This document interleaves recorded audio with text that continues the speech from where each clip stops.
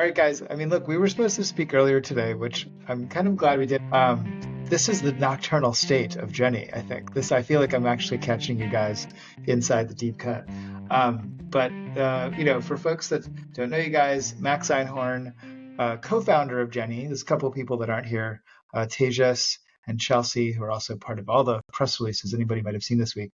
But pretty interesting company that's got a pretty interesting focus. And Matt Wenhart, if I'm pronouncing it correctly today, representing from San Diego. But also a key part of the team. And in some ways, we all got to share a moment at AI on the Lot where I got to proudly display my advisor duties as far as being in the family. And I've been very lucky to share part of this journey with you guys. But really excited to talk to you guys today about, I think you guys really represent what I think is exciting about this moment is that there's people that are sort of finding very specific opportunities and leaning in hard and getting them right. I mean, I think so many people are so overwhelmed by the infinity of what seems to be so many possibilities with this technology. But I feel like you guys early on found something that you really responded to. If nothing else, like Max, that might even be a fun way to introduce you. Like, where did this journey start for you in terms of what sparked the notion of going in this direction as a company? Yeah. So I have spent the last 10 years doing film and television distribution. I worked for this company in New York called FilmRise, which is still around today. And we use data and analytics to measure the popularity of film and television library and then identify the correlation between popularity and monetization. And we drew some really interesting conclusions in terms of what kinds of content work reliably. And that gave us the confidence to try some risk mitigated production. So true crime was one of those genres that really revealed itself as a reliable performer. So I got involved with this show early on in 2019 called Bloodline Detectives. And that was sort of our entree into it. And that really kicked off my 5-year journey functioning as a commissioner alongside international broadcasters, where you bring multiple financing parties to the table to put money into a show. And I functioned as an executive producer. I had editorial oversight, for the shows, and really got a good sense into the nuts and bolts of how these shows are made. And one of those things, and this speaks for all of nonfiction, is unless you have a ton of resources, reenactments never look good. The actors never show up. Maybe they don't quite look like the historical figure that you're looking to depict. You don't have hundreds of thousands or millions of dollars in terms of production design, set building, to really capture history on screen in the way that existed. And as I have gotten to play with the GenAI tools and learn the workflows and meet great people like Matt, as part of the T2 remake project that we were involved with, it became very apparent to me that, here's an opportunity to create production value at a scale that isn't really possible in nonfiction unless you have an enormous budget. So it felt like a real unlock, and the market has responded to it really, really positively. Well, and to remind anybody that doesn't get the T2 reference, we did meet Nem Perez on our pod earlier, and it was this legendary kind of project, which I must continue to think belongs in a museum in terms of what it ended up being. I don't know if it belongs in a theater, because it's not. It's a pretty intense thing to watch as far as this like amalgamation of what was possible with generative AI just barely a year ago. And it's its own like amazing what's possible since. But that's where you guys met. And for people to know, like they remade Terminator 2. Nem Perez was the executive producer and one of the creators, but among 50 artists that are all like, there will be some documentary that somebody watches of like whatever happened to everybody. It's like it'll be a reunion show. But in this case, two of the graduates ended up starting a company. But you guys met in that setting, and I to sort of almost capture that moment of, strikes had barely just ended.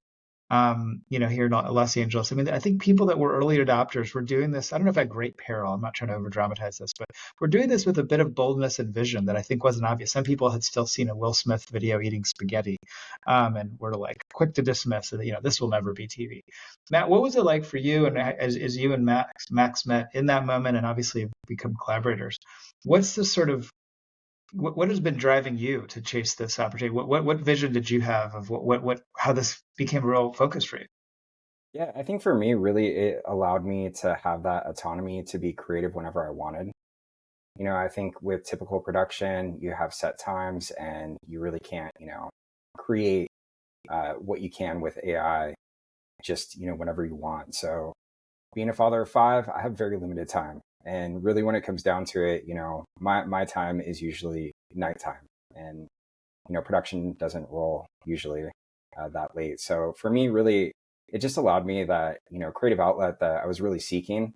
And, I remember meeting Max outside of the TT remake, and, it was kind of overwhelming for me to be in this different space with a whole bunch of people. But, Max and I had a great conversation, and I knew that, we needed to kind of continue it. And we ended up meeting up again at Cinema Synthetica, which is a 48-hour festival that started, I believe, last year, and it's highlighted at AI on the Lot. And, from there, Max and I started talking. And I think for me, it was waiting, hopefully, the opportunity to work together with him. And as soon as he told me about Gennie, I hopped on and, we started just kind of building reels, kind of figuring out our workflows and really seeing where the tools were at. And, it really amazes me how far we've come. I start to see that it's been, typically like Gen 2 to Gen 3 was a pretty large gap, specifically for runway. Now we're at Gen 4 references. You have Veo 3 all of a sudden. Halo just came out with a new model. I was messing around with ByteDance last night. It's pretty crazy. I mean, things are accelerating very fast. So I think really, just realizing that these tools are production ready. But specifically, for me with this process too, was bringing, broadcast production background to realize that no matter what these tools, can do, it's really just about having a reliable, repeatable production process that we can apply to anything that does come out. So yeah, no, it's been a great journey so far. And yeah, I've absolutely loved working with Max, and especially a lot of the work that we've been doing recently too, that hopefully everyone will see soon. And I want to start talking about what will put you guys in the news this week, but just to kind of echo something you were saying before, Max, is this use case, so to speak. And I find it's funny to me, like all these TV and film people, we're all using all these like tech company words, words now. Yeah, we're use casing, and there's rapid prototyping, there's all kinds of fun things happening. But it's within the sort of the fog of what is this generative AI technology for film and TV. There's a lot of worries. There's a lot of things that make people question it or be wary. But this idea of like what problem does it solve? Like where does this? Why do I need this thing? And I think about our friends at History Channel again. I'm doing some consulting with them, and I know them from my career. I've known them for a long time. Like their budgets aren't what they used to be, and they have very literally an audience that is interested in watching content that has recreations in it, and there's a certain ceiling on how good it's ever looked, as you said before, Max, and there's just a whole swath of things that just have been off the table, or at least were big bets, and they'd have to do big complicated co-production deals to sort of get this 6-part series about a president together. But this in a lot of ways solves a big problem, and now we'll see how the viewers respond. I mean, that's the next step. I mean, they're taking bets on this stuff, and so are other broadcasters, as you'll tell us about. One thing that I'm just curious about technically, you've been talking about the models, everything's production ready, Matt. In that environment, you're solving this use case, everything's production ready. How do we deal with this idea that almost like what we were working on 3 months ago, the tools quickly replaced by the better tool today? How have you guys adapted to that basic problem in the use case, is that we're dealing with a tool that's constantly getting replaced by itself? Yeah, I mean, I think we were pretty lucky with what we'll talk about a little bit later on. We had a specific tool both for image and video that we relied on. Luckily, there wasn't anything that came out that was better at the time. But really, when it comes down to it, I still think that there's a base kind of level that you have to do for pre-production and for production. And our production is a little bit different. We're creating images, storyboards, and then from there, we're moving to the animation phase. But really, when it comes down to it, runway references is a great tool that's definitely helped iterate faster, but we're still training LoRa's. We're still really spending that time getting our characters built out, our actual locations.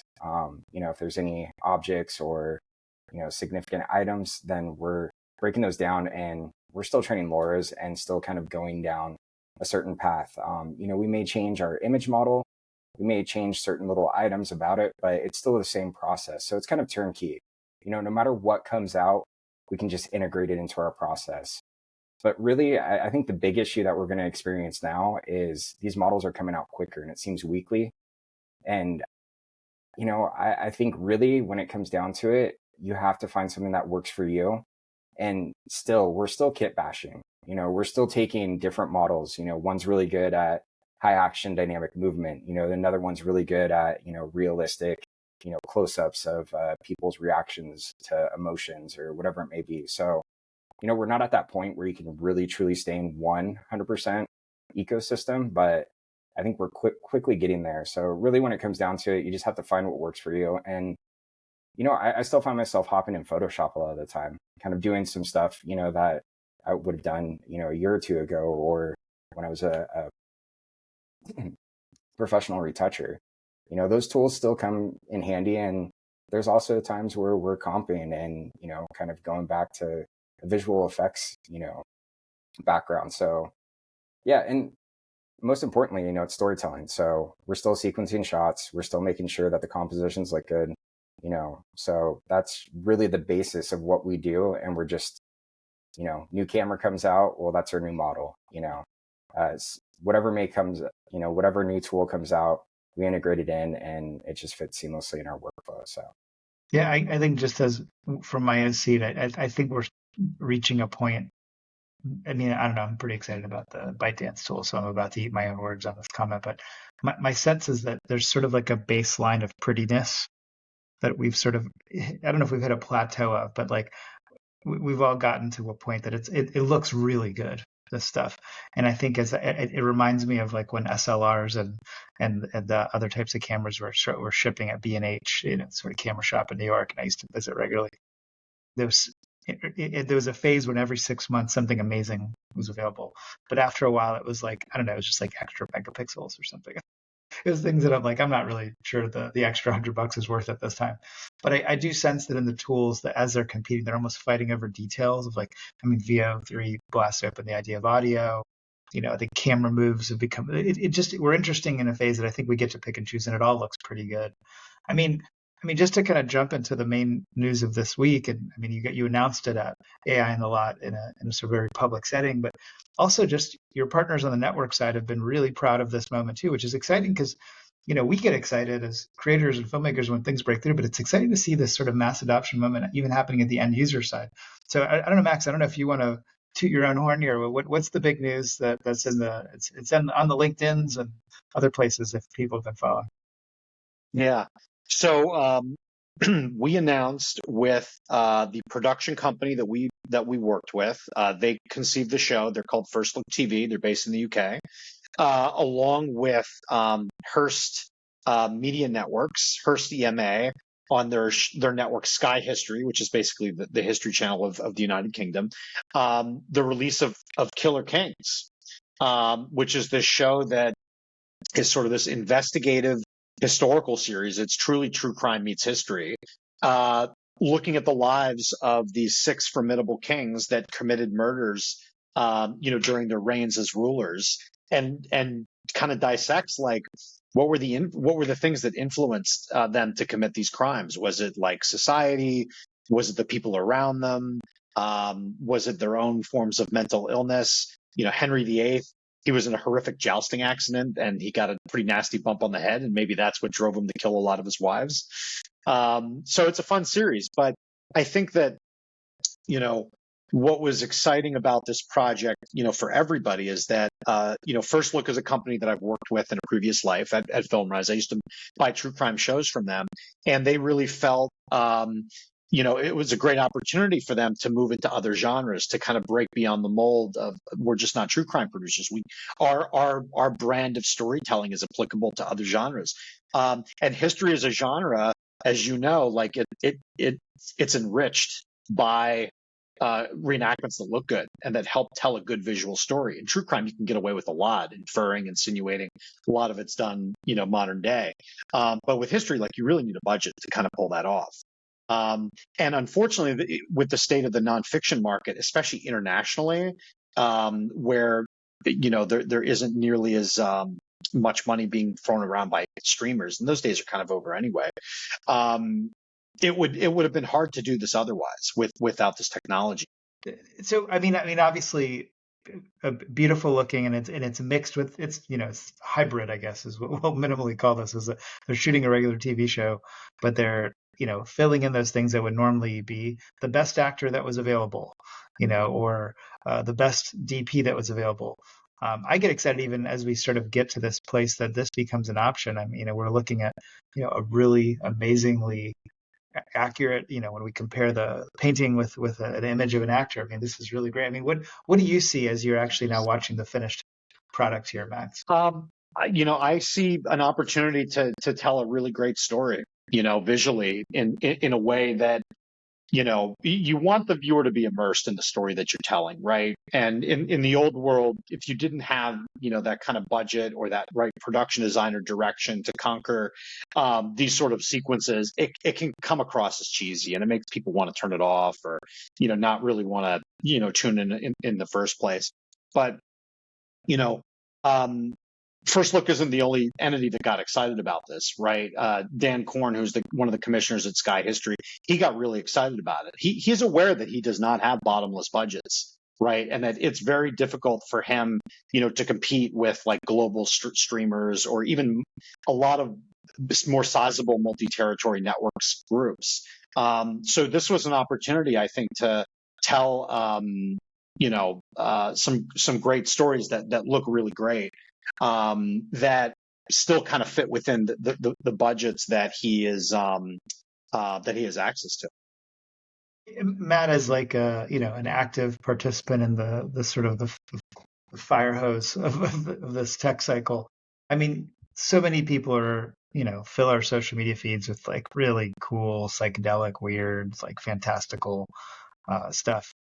I mean, you guys are operating in a space that's actually quite structured. There's a very clear goal. And I even think there's almost like this interesting danger that comes with this stuff, that as the viewer gets used to it looking like that Ridley Scott thing over here, they're almost prone to picking it apart even because it looks so good.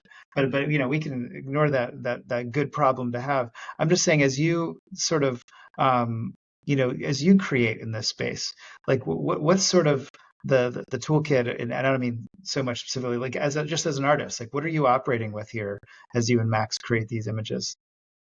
Yeah, definitely. I mean, I think for me, this is an opportunity to it's really a challenge, for me specifically. These tools are not 100% yet. So for me, it's taking both the creative from artistic direction, really trying to merge that with a historical accuracy, and then trying to sequence these shot together as, a director of photography. And for me, it's something that is a little bit different, because typically we would be part of one specific area of the production. Well, now we're kind of taking everything and just smashing it into one take or into one instance. So it's definitely, for me, the ultimate, to where I'm using these tools that are a little bit limited, and I have to think of creative ways, because we're in production. We're trying to make sure that, we're meeting these production needs.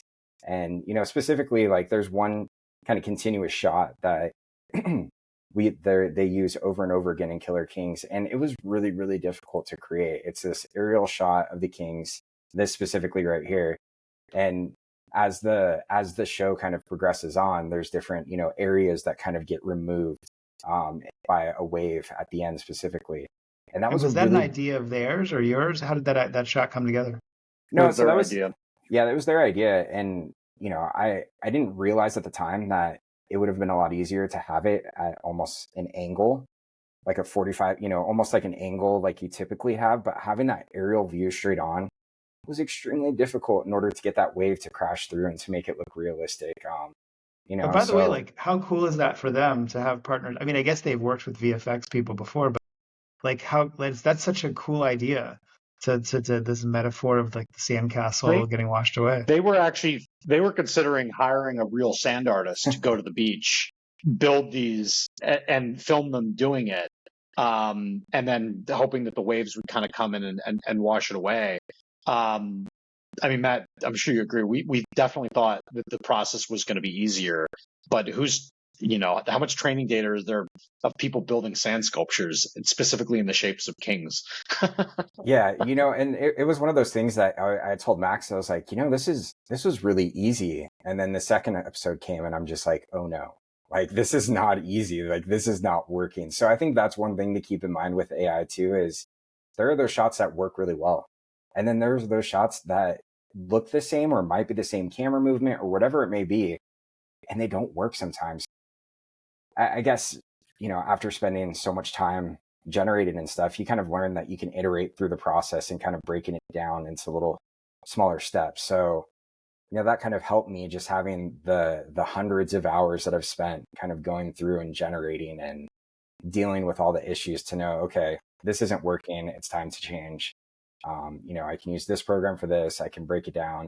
And really, like, one of the shots, it's not shown in here, and I really don't want to give away too much, but there's kind of, a time lapse of this, portrait being built.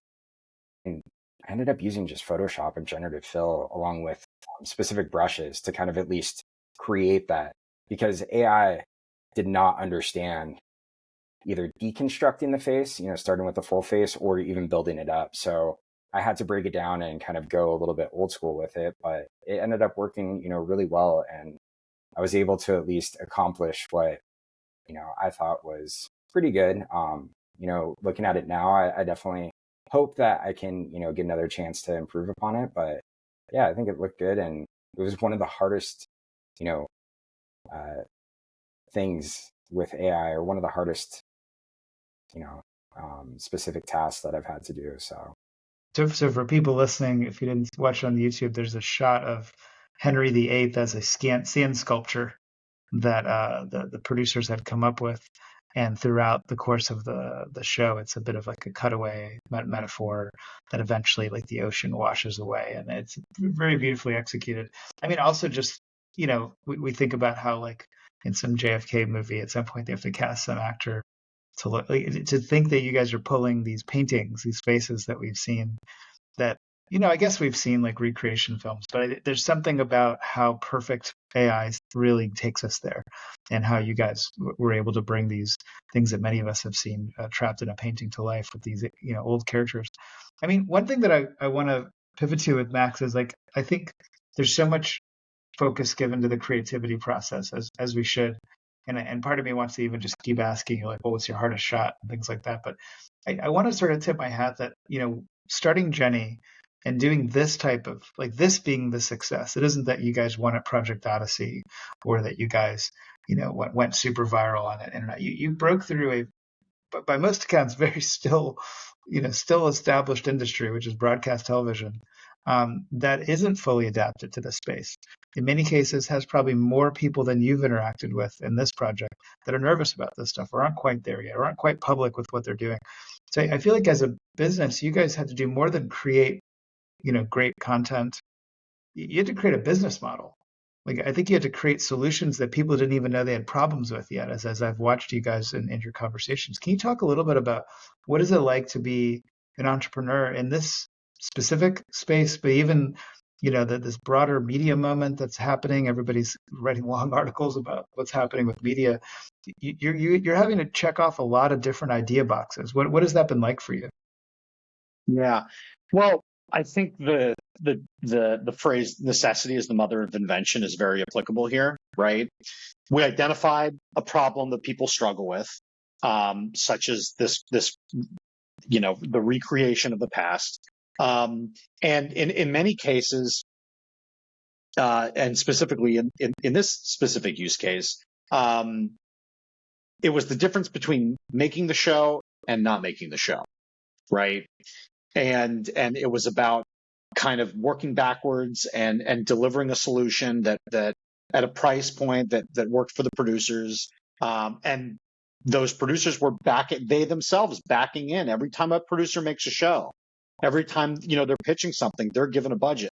They have to back that project into that price point. Then the producers give us their budget for our piece. We back into that price point. And sometimes things work, sometimes they don't. In this case, we were able to all work together. And I think that right now, given the state of the film and television industry, there is a need across the board to do things less expensively, right? But there is still an expectation to deliver at the highest level and things that look great, right? So it's sort of this this meeting of 2 points that the industry hasn't really had access to for a while, probably since digital distribution became an alternative to broadcast options, right?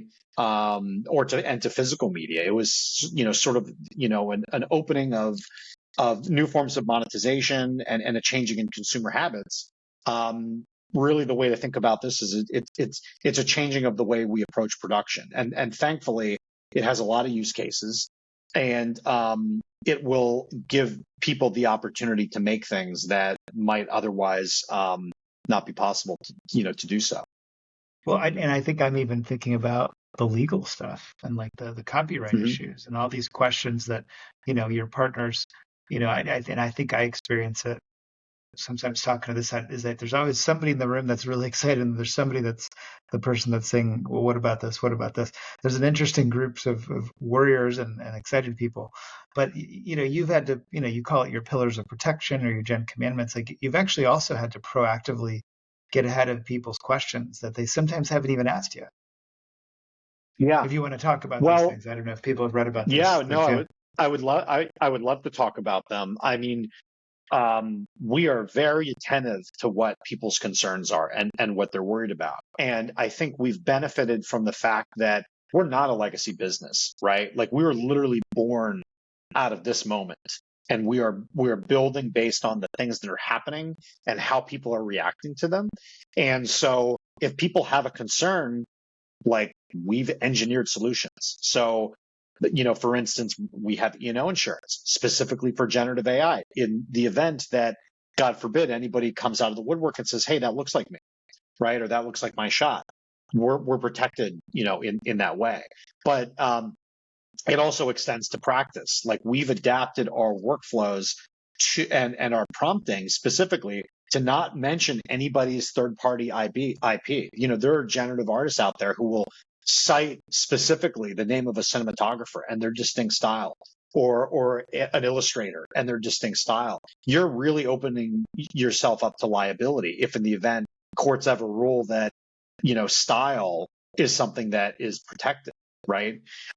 So for us, it's about, avoiding those kinds of pitfalls, but also kind of, paying attention to like, wait, why was that cinematographer so successful?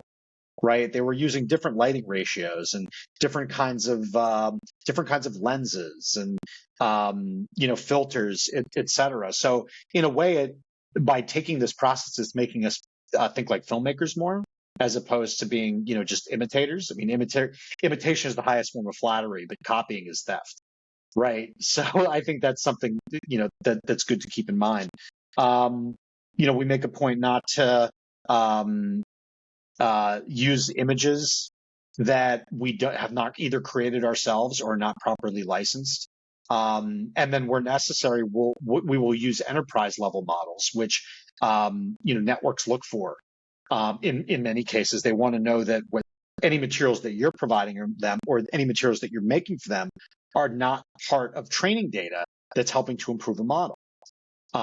Because that should be content that's licensed.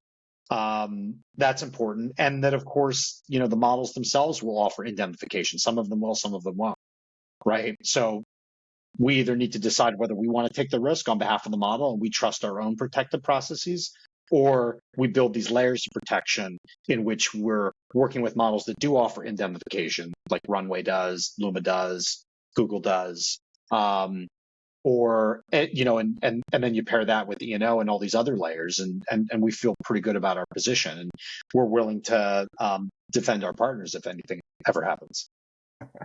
I mean, look, as I hear you explain all that, I mean, not that any of us are attorneys here, and we have attorneys that help us figure these things out. But I mean, we hear this comment that copyrightability, forget even the concerns about the underlying data that everybody always talks about. Like just that notion of like, then did we create something that's so?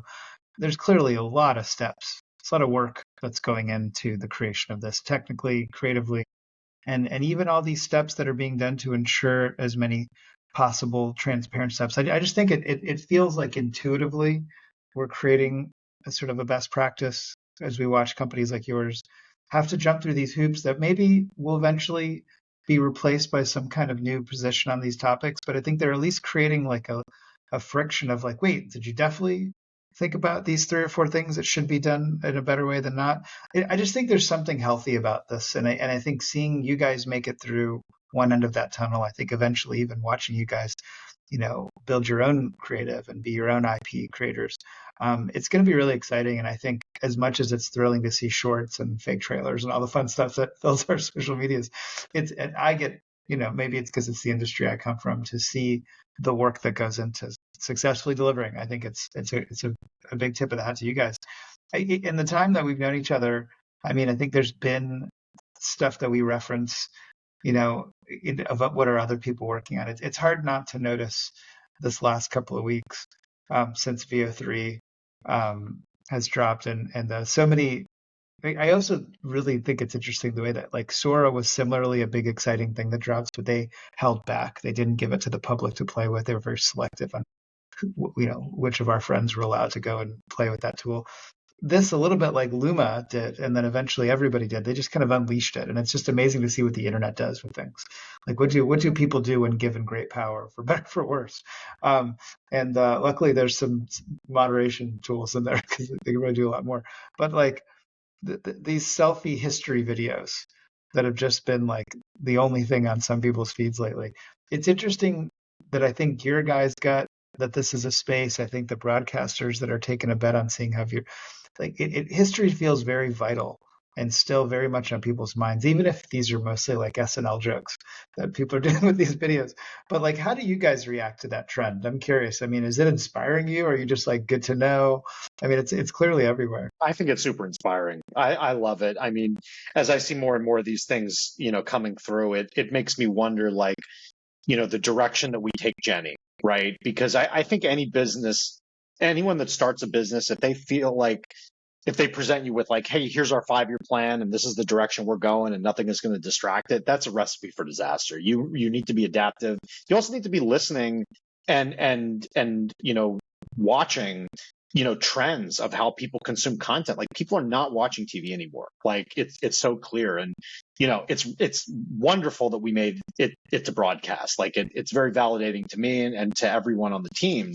But we know that, the direction that our company is going is going to be serving a mostly digital, either native audience or digital adapted audience, because that's where the eyeballs are going, and that's where we need to be. What do you think, Matt? I mean, do you just get a kick out of them? No, I don't know. I think it's hilarious. I mean, I love to see it, and I think it's really good just for AI in general. The more exposure, the more people become used to it. I think really the VO3 has kind of been this wide adaptation or adoption from a lot of people that probably weren't exposed to AI. And some of those clips, I mean, you really can't tell that it's AI. I think it just allows for a wider exception of what these tools can do too. And I just wanted to make a point too, is I had an opportunity to work with a director of photography and do a live session. And it was really funny because he laid out this really complex scene. And I decided to volunteer myself to, go up in front of a whole bunch of people and try to recreate that. And I was pretty successful in creating kind of the base shots that he wanted. But then he started kind of directing me like, oh, I want the camera to move over slightly. I want this person to slightly move and stuff. And I was just sitting there. I was just like, that's really kind of like the hard part for these like finding these minute details to make these like small changes and stuff too. So, I think one thing that, and the point is behind that really is there's a lot of hours, a lot of generations, a lot of images that get thrown away that never reach the light of day. And it kind of reminds me, of when I first started in photography. The photographer that I worked for shot film. He had, I think it was 36 shots on a roll, right?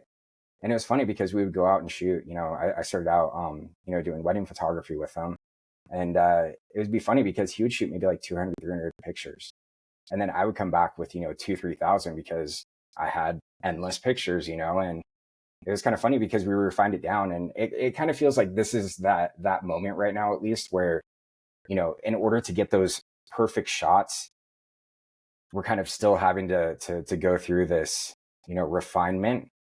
And for people that know and don't have 100% the patience, and there are times where I'm just like, I'm going to go grab my camera and shoot this. It might be easier, but to have that patience and to work through these difficulties with it, it allows me to finally get that process. But I really just don't want people to think we're clicking a button and bam, it comes right out. Now for the VO3 history videos, yeah, that's definitely a process. But for what we're doing specifically, we're doing a lot of research. We're going through iterations with the characters, the locations.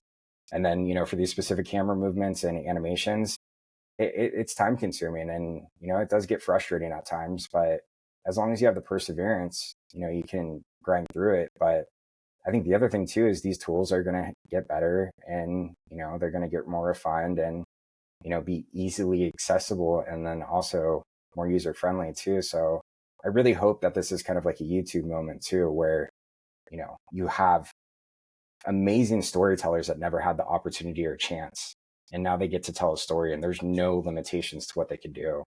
And I think it's going to be real good for creativity, even though I think a lot of people are worried that AI might stifle it. I don't think so at all. I think it's just going to enable it and, accelerate it 100%. I mean, there's this really amazing sort of feedback loop of creators and consumers, and whether it's like just the comment thread kind of culture, or like there's just a constant feedback loop of like what are people actually responding to, and we and I don't think we have to be so knee jerky. Just because somebody likes watching something for 20 seconds doesn't mean you should make a whole hour of TV around it. But it is exciting to see that the interest is there.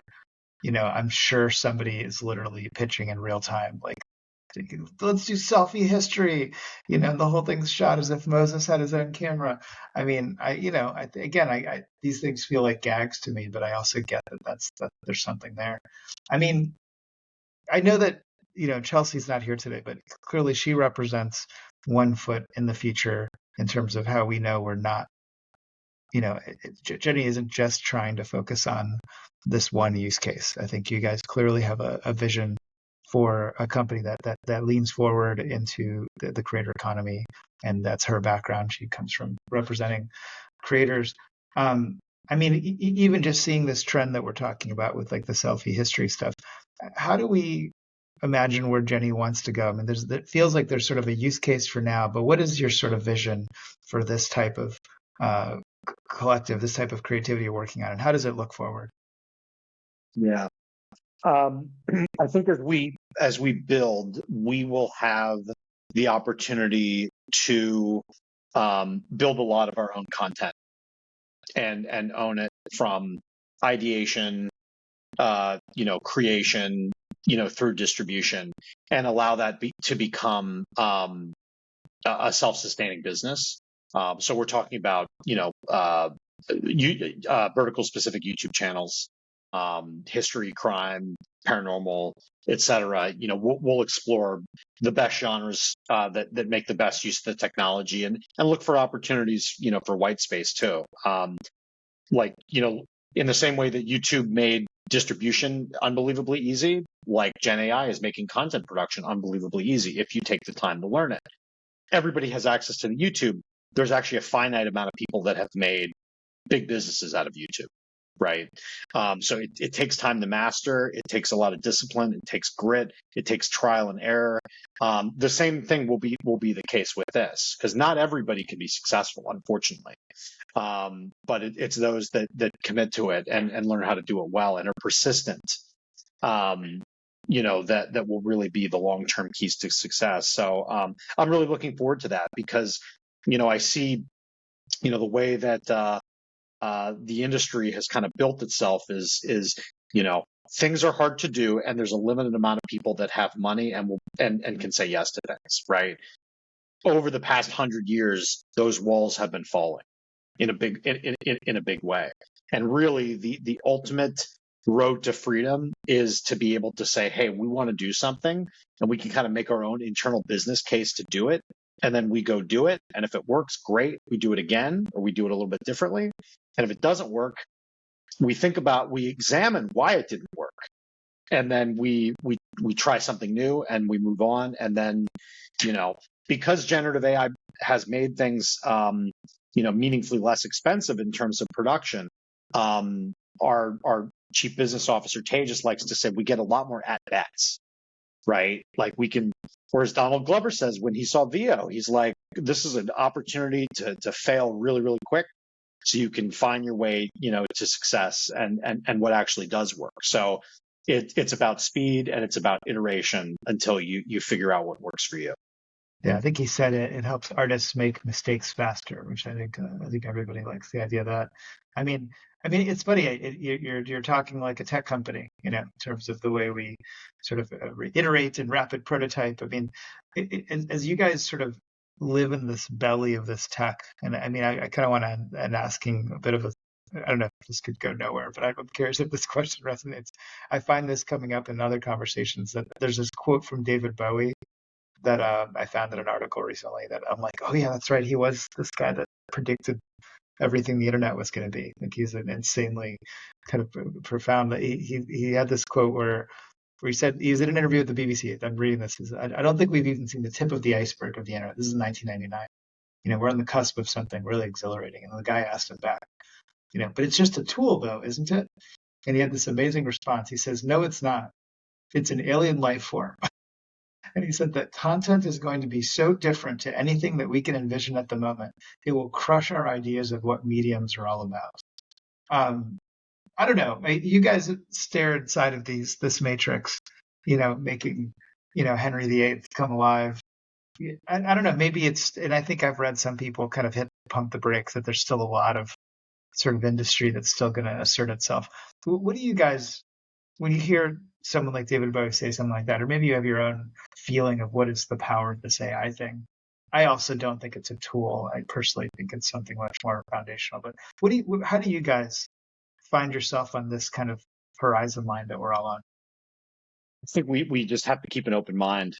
Like nobody could predict that social media content would be the dominant thing that, people in Gen Z and Gen Alpha like watch, and they have a preference to watch it far beyond anything that looks and resembles traditional television. Nobody would have predicted that, a woman's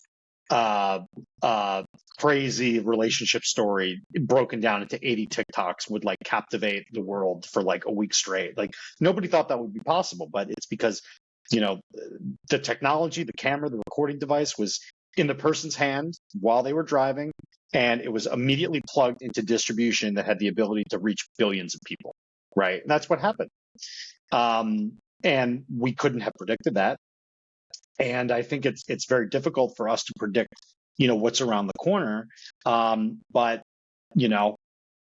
if technology allows us to do new and interesting things, and we have the ability to reach people, there's probably not a limit to what actually can be done, which I think is profoundly, profoundly exciting. You, Matt, any sort of dispatches from the fog? So the one thing I keep thinking about is, if it gets to a point where anyone can create anything, anywhere, anytime, I almost feel like there has to be some sort of new medium, that there has to be some sort of other experience that, we offer or we continue to build upon. I think the thing that's really exciting is I remember probably about 10 years ago, I watched Back to the Future 2 again, and I was just like, where's my hoverboard? Where is this magnificent future that they promised us? Well, it's coming quick, and we're already starting to see it. I mean, robots are coming. Like, it's pretty cool that we're kind of ushering in the future. Hopefully we don't go T2, timeline, but really when it comes down to it, this is the future and it's going to build upon. So, I'm trying to think of those next generation experiences and, tools or immersive experiences, I really feel like, within the next, 5 or 6 years, we'll have something that is reminiscent of the holodeck. I really feel that maybe 10 years down the line with people, experiencing AI, that maybe there's going to be a market for people selling their own experiences that could be downloaded off the Neuralink for others. Like, it's going to be interesting to see how this progresses. And hopefully, there's going to be the human element, and that, I really hope that, we don't get kind of siloed off to where we're dealing directly with this artificial intelligence that can produce anything that we've ever imagined. So I hope that as we continue down this path, there's still that human interaction and element. I mean, especially for my kids too, I worry about them because right now, AI video, certain clips, you can't tell if it's fake or not. You can do a deep fake. You can clone someone's voice with 10 seconds. Like, it's going to be a real interesting future for them. And then you hear, AI is going to take your jobs, blah, blah, blah. Well, eventually it's going to take most of our jobs. In a certain point, I mean, unless, there's a split between the artistic creation and the human element, I think that's always going to be something. But there's going to be a lot of things that hopefully people never wanted to do in the first place that becomes automated, So I really hope it's the Star Trek timeline to where money is not something that we worry about, and that we're all just, going out, exploring, living the best lives, and going boldly. I guess some people think we'll be doing a lot of yoga or something. I don't know. I feel like I've heard these like future of work pitches. We could use it. That we sit in computer chairs for far too long. If we're all doing yoga, it'll be a great thing. Yeah, that's cool. I think it's really powerful, that whether it's because it makes good financial sense. I know you're also thinking about things like true crime, but in this case, I personally really like that companies like yours are leaning into history. I think to your point of like, where's this all headed? I'd like to think that amidst all that infinity of possibilities, there's this actually opportunity to sort of almost like stay rooted and on the ground and tell stories of the past in powerful ways. And I hope there's a lot of success. It's 6-part series that just launched yesterday, if I'm getting my press release correct here, Max. That's right. So we'll see how the ratings, if those things still get measured in traditional ways. But I mean, big, exciting, I guess, 6 weeks for you guys. Are they rolling out weekly, right? Or is that dropping as a... I believe it is weekly, yeah. Like old school. Obviously, we're excited to see that gets recommissioned, and I know that there's other stuff in the pipeline. But thank you guys for hopping on late at night. I'm going to let you guys go back to work because I'm pretty sure that's what you do at this time. Yeah. If I know you well enough, I don't know, maybe you some much deserved sleep. But thank you both. I'm excited to see you guys in person sometime soon. But this was awesome, and I'm excited for all of you. And I hope people reach out and check in with you, because I think there's a lot to learn, and you guys really kind of filled in a lot of blanks of, how do we not just be creative, but how do we kind of build creative businesses, which I think is the bigger puzzle that I think a lot of people are dealing with right now. So thank you both. Appreciate you. Thanks, Fred. Hey, thank you, Fred.